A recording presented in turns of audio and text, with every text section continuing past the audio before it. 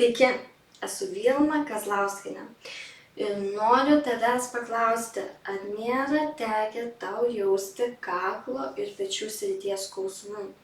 Ar nėra tekę jausti tokį sukaustimą kaklo ir pečių srityje, kad net iššaukė jum galvos skausmą? Tai video būtent jums. Šis kursas lengvumas jūsų pečiams ir kaklui yra būtent jums, kad galėtumėt pralaisvinti savo kaklą ir pečius ir to pasekoje galbūt atsikratyti galvos skausmų. Tikrai kizioterapijoje minimama, kad dažnai įtampa mūsų kakle ir pečiuose iššaukia galvos skausmą, migreninį skausmą. Tai dažnu atveju žmogus netrandantis kitokių būdų, pradedantis sportuoti ir jaučia tikrai, kad pamažu ir mažėja galvos skausmas.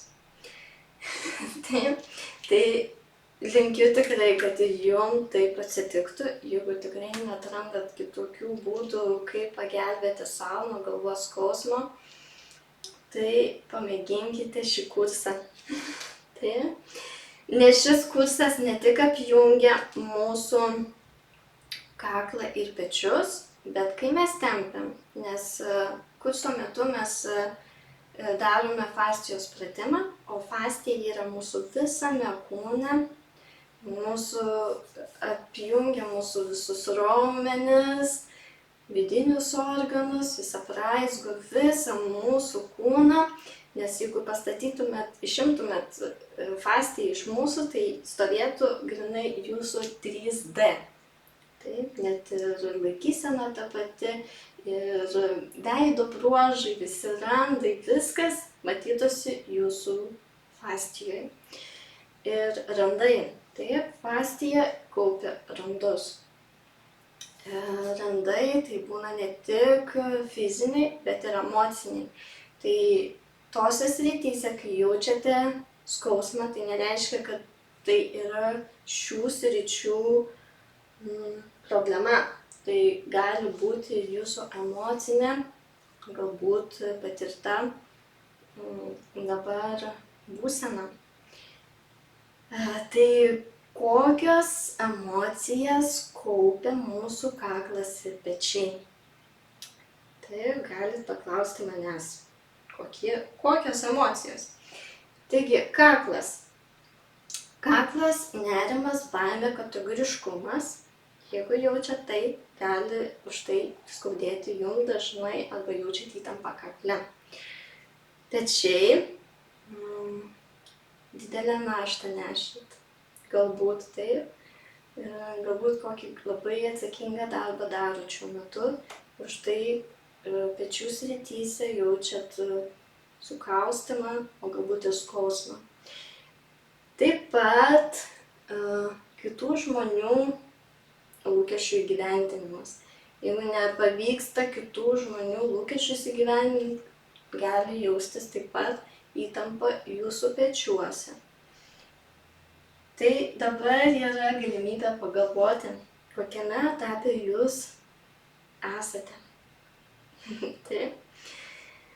Ir šiuolaikinis pasaulis yra labai, tas technologijų pasaulis yra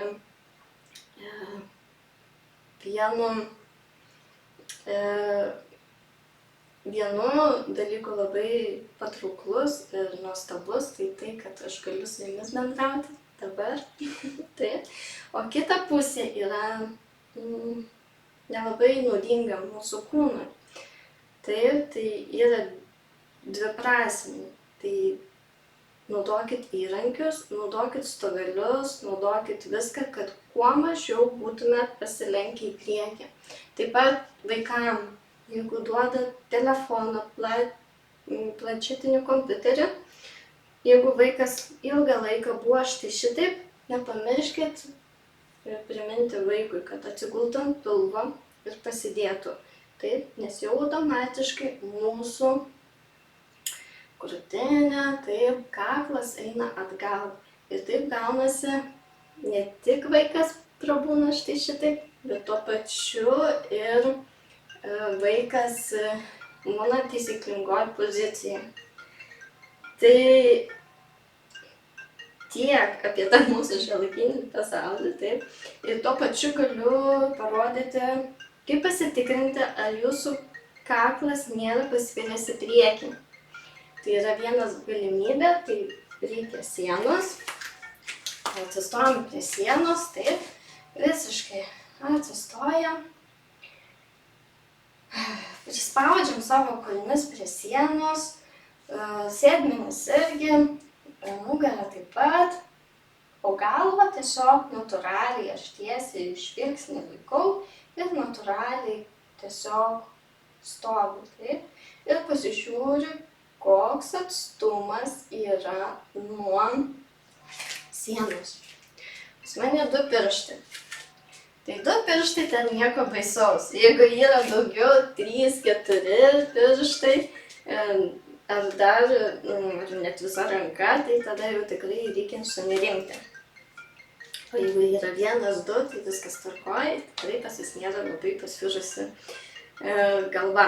Tai duosiu kelis įrankius, kaip pagelbėti savo, kai skauda kaklą ir pečius, galbūt jaučiat įtampą, kur bet kada galite padaryti tuos pratimus ir kaip pradėti dieną nuo taisyklingos laikysenos, taip, kad gauti tą įprotį taisyklingai stovėti. Tai tiesiog įleidžiam savo kojas į žemę. Taip. Galit suglausti kojas, galit tiesiog truputį praskėsti, tikrai nėra svarbu. Taip, svarbu, kad būtų ant abiejų kojų paskėstytas svoris. Taip, kad nestovėtumėt šitaip ar šitaip. Taip, tiesiog visiškai ant abiejų kojų. Taip, nes labai retai mes mokam taip stovėti, labai norisi taip kartais, tai žiūrėkit, tiesiai atsistokit. Taip, paskirstam ant abiejų kojų 50-50 svorį. Savo sėdmenis ir pilvą šiek tiek aš įstatau. Hop. Taip. Nes mes dažnai norim štai šitaip daryti, o mes įstatom. Taip. Savo pečius atgal ir taip rankas įstatau, kaip norėčiau įdėti į kišenę. Hop. Štai šitaip. Ir pasiemu 2 pirštus. Ir padedu ant smakro ir atgal įstatau savo galvą, taip, rankas atpalaiduoju ir štai mūsų tikroji laikysena. Štai yra kalno pratimas, kalno asana, kurią gali pradėti jų dieną. Išlipę iš lovos, štai šitaip truputį pastovėti.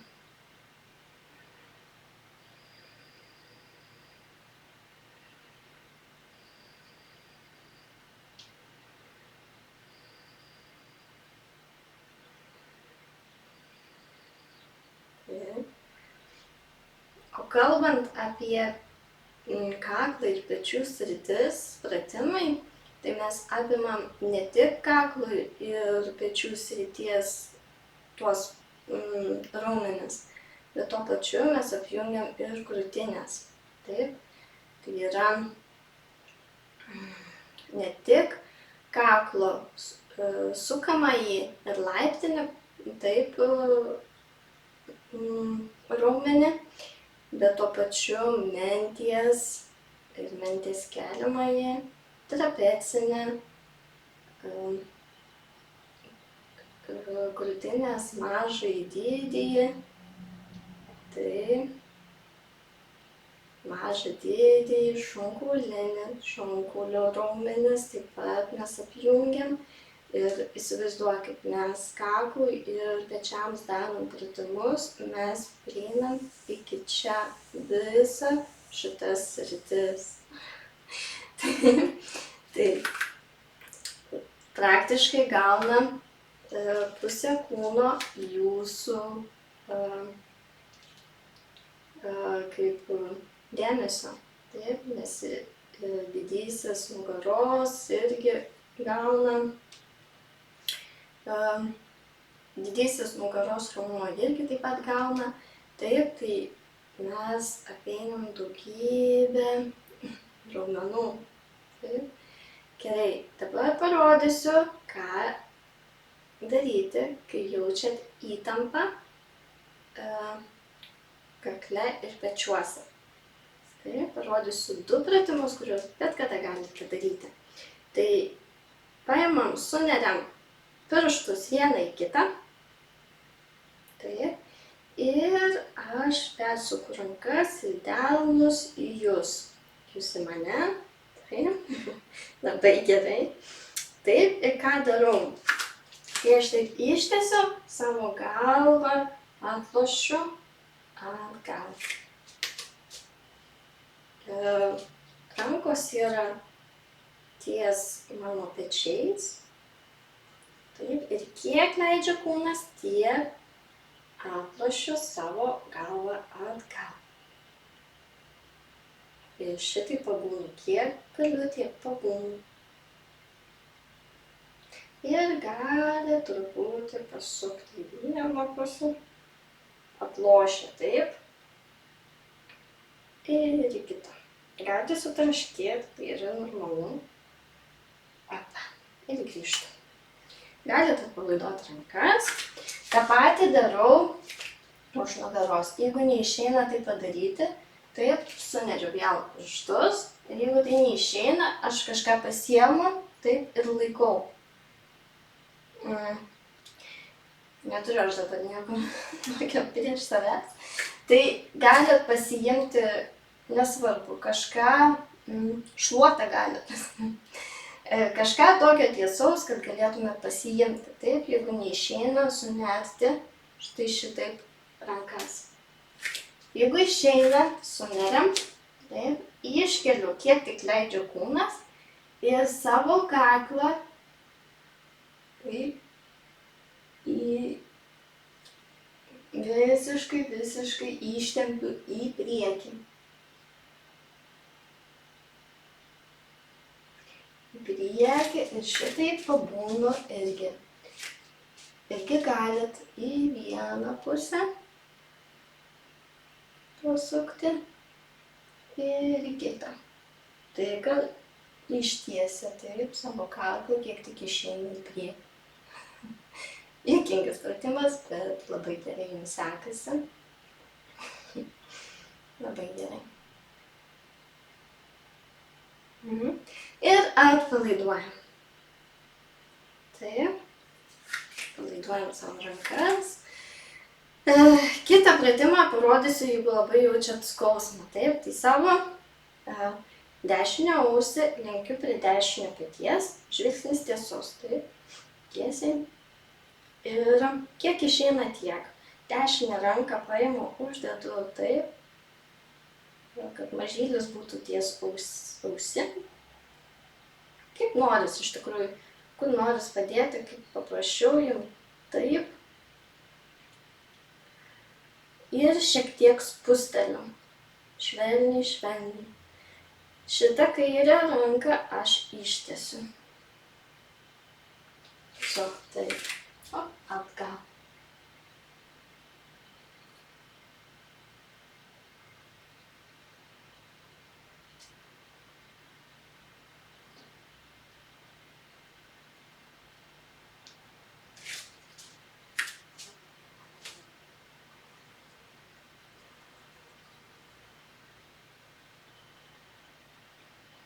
Gerai, atpalaiduoju. Taip, hop, hop. Ir kitą pusę. Dabar kairė ausis, noriu eiti prie kairio peties. Hop. Žvilgsnis tiesus, kairę ranką uždedu ant galvos, šiek tiek spusteliu švelniai ir dešinę ranką ištiesiu atgal. Turi jaustis tempimas šios srities.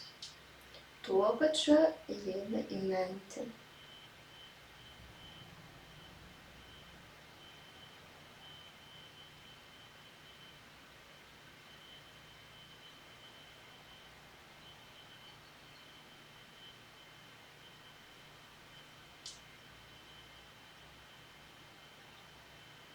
ir atpalaidavim. Štai tiek. Šios pratimus galite bet kada daryti ir susitiksim kurse. Lengvumas mūsų pečiams ir kaklui. Iki.